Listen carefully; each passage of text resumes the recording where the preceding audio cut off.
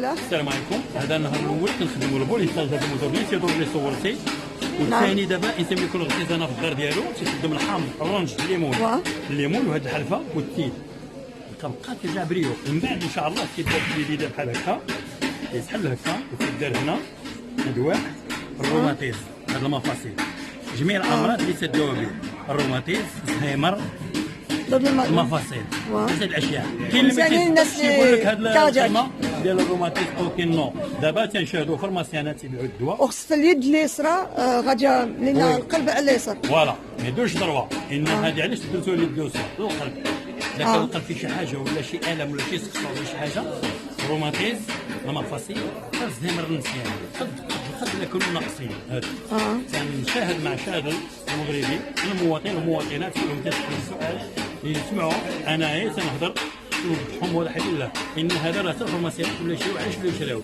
تلقى جميع الدغريات فيهم تيداويو الروماتيزم والمفاصل والزهايمر وجميع الامراض القلب. الناس يديروا الشمال هنا باش يرجع النوطر هنا صحي. الفارماسيات ولا يشريو علاش يشريو الفارماسيان عندها الدواء ودير عليه الدواء ولكن لقاو مفعول هذا جدي. وتنشكر اي مواطن كيفتح هذا النحاس.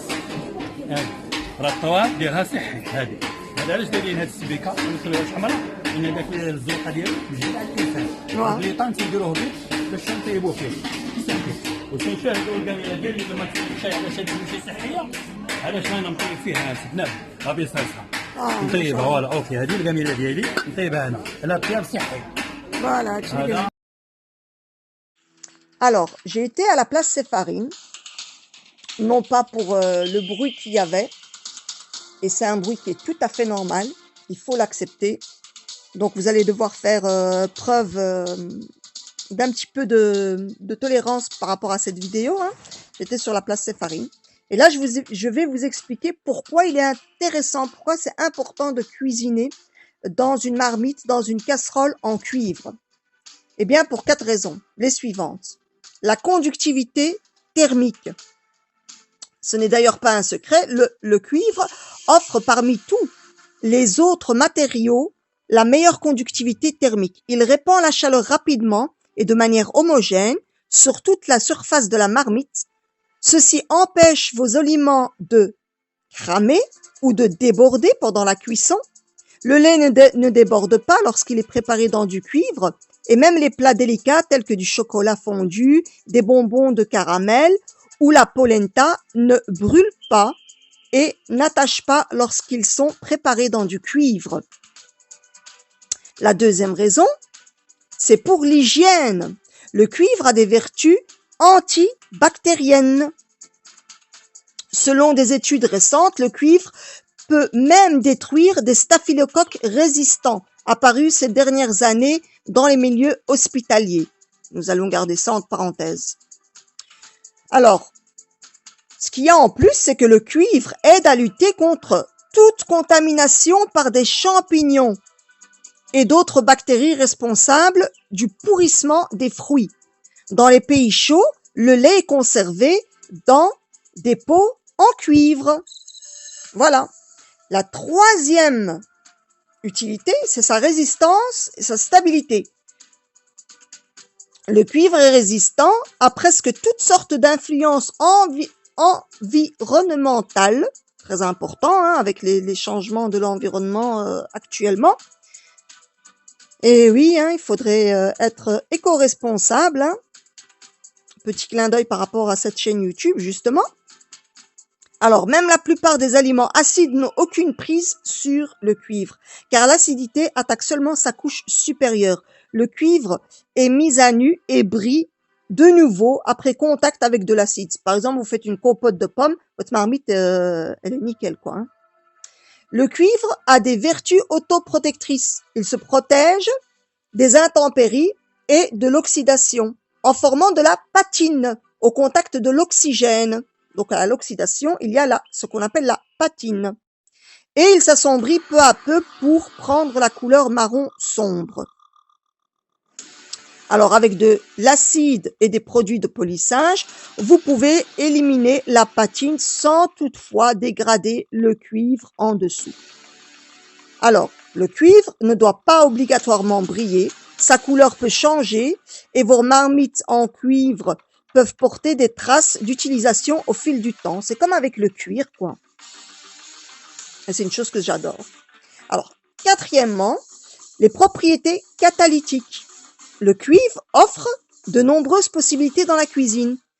L'un des effets les plus connus est sûrement son rôle de catalyseur lors de la distillation.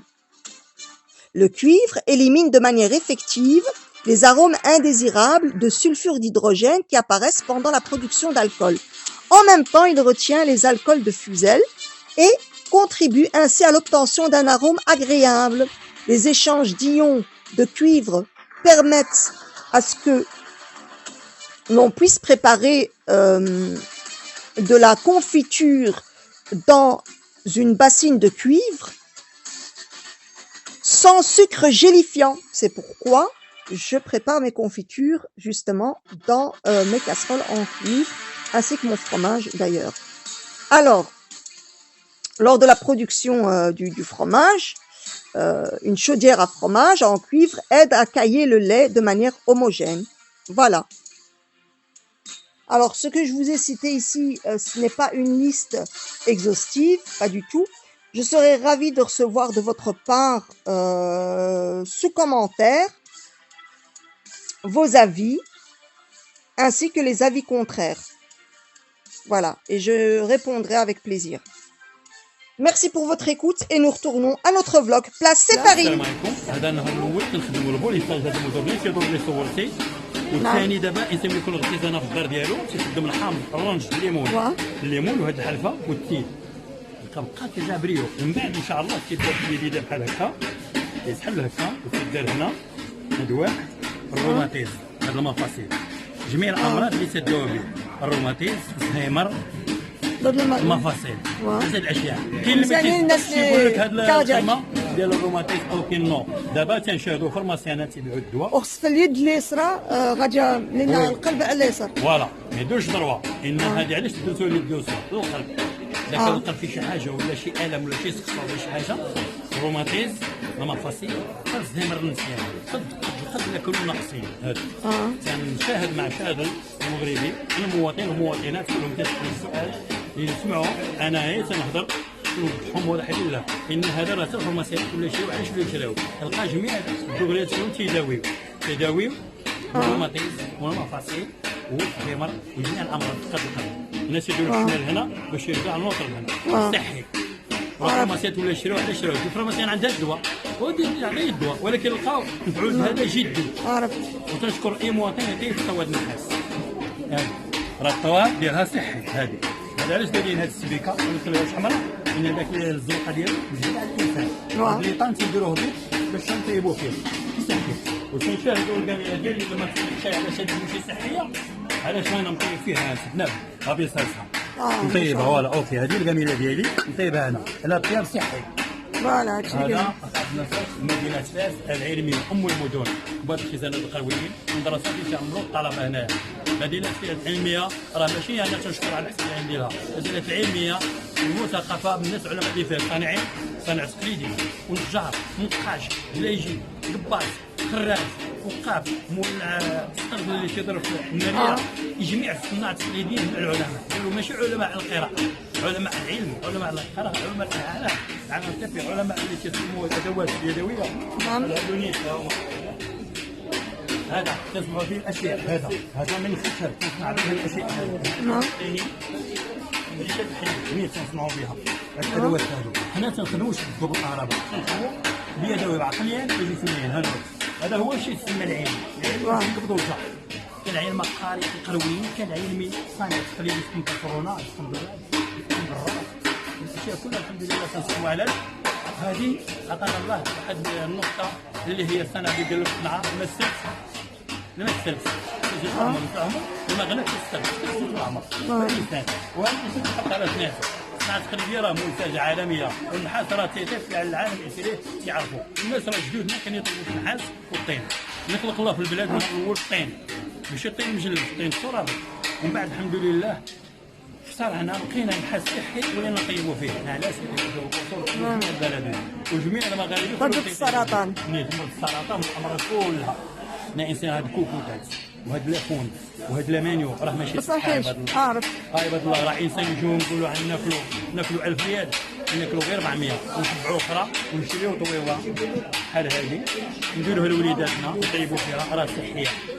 هذه تنسعى اي مواطن. هذا هو الميساج اللي كنحاول حاول نسرد. انسان زمان علاش كان تيضرب 100 عام في عمره كيضرب 90 عام في عمره ماشي ديالي ماشي الله بوحبر مطول الجميع ولكن كاين اللي كيفني راسو باليديه. هاد التقديره كانت الطوا ديال لامانيو ولا بلا فود ولا داك المقاليد ديال الفود مطبوعين هذه انترناسيونال منتجات السويجه الطاليان راه الاشياء اللي عندك في بلادك افضل من الاشياء اللي خارجه برا. حنا دابا تنخليو بلادنا وتنشهروا الاجنبيين. لا احنا بلادي ونشهر حوايج بلادي. بلاد الشينوا ونشهروا هذا الدين الشينوا هذا الصبر ديال الشينوا لقينا 70 رخا تسالى معنا كاملين. شري صبر ديال الجلد حره تدير 100 الف اضرب لي السنين ممكن نشري صبر ديال تدير 200 درهم ولا 150 درهم. راني كنت انسان اول انسان كياكل الضربه من هنا للعينين.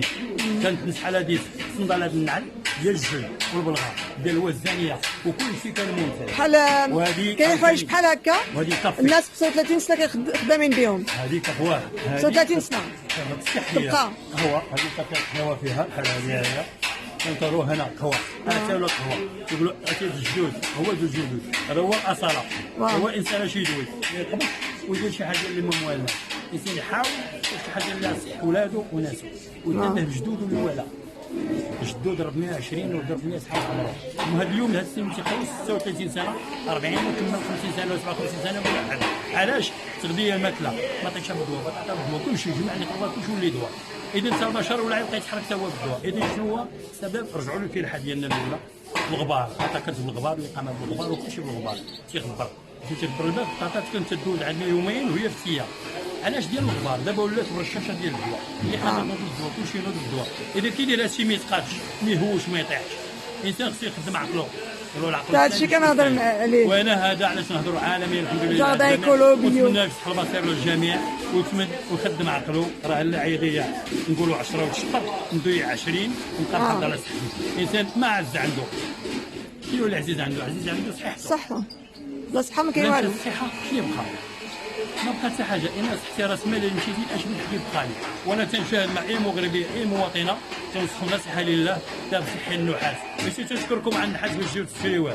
انا تنشوف تنخاف على صحتكم وعلى وليداتكم لا تتوجد الطبيعه جميع الاطباء عامرين بالامراض ماشي دار تبقى معمره الموت تبقى معمر. شي هذا العجب وشاد الخلا هذا الزمر هذا النسيان ولا النصايح هذا النسيان تنعرفوا علاش النسيان ولا وهذا المرضى المفاصل ولا وهذا الروماتيزم في الانسان علاش ولا ان علاش نسينا راسنا ولينا 70 ماديا صح. وكان هادي خصنا هادي خصنا وكان حتى شاندويش يشري انا ولادو ناكلو نتعشاو داك الشاندويش عرفتي كيفاش طار عرفتي فين طار مشيتي نتوما نص وداخلين تعشيتو نعسو حنا ربحنا الوقت رحتي وتعرفوا 6 الصباح نوض 7 ديك الساعه السرطان شهيه انا مراد المدام ديالي ونمشيو نخير حتى ما صرت نطيب الماكله في بياسات النحاس الريحه هنا ورجلها وقتها انا وداك المرض ديالي بقى صحيين حتى ولدنا شي وليدات تاكلنا على وجبه ولدنا على هذه كانت يرضع من الام ديالو عامين دابا ما بقاش يرضع حتى نهار. ما شاء الله. شري له الدواء من الفارماسيان عطيه الحليب بالفارماسيان كيطلع الدري. اللي كاين شحال كنسيرو بجوج وخمسواتي وترضع بمعاناه يسوي الحمد لله انترناسيونال. معجب الخير كاع ولهذا الناس مابقاش واقفه هادشي. انسان الناس ولات تبعيه الماكله فلوس يصور هذا دار هذا دار. انسان شاد من الله اللي عطاك الله والحمد لله الحمد اللي عطاك الله صورتي عشان الحياه بحال بعد الرسول عليه الصلاه والسلام مع حوايج ديال الصح. الشاشه ديالنا وتنشكر المواطنين اللي تيشكروا خوتهم وتيوريهم تنقلعهم قال لك خوك الانسان لما يكون خير يتنصح يتعيد والخير الخوف ليك واللي ما يصح بحال الله ما صبرش يدير الخير يديروا فمه والله يدير الجميع.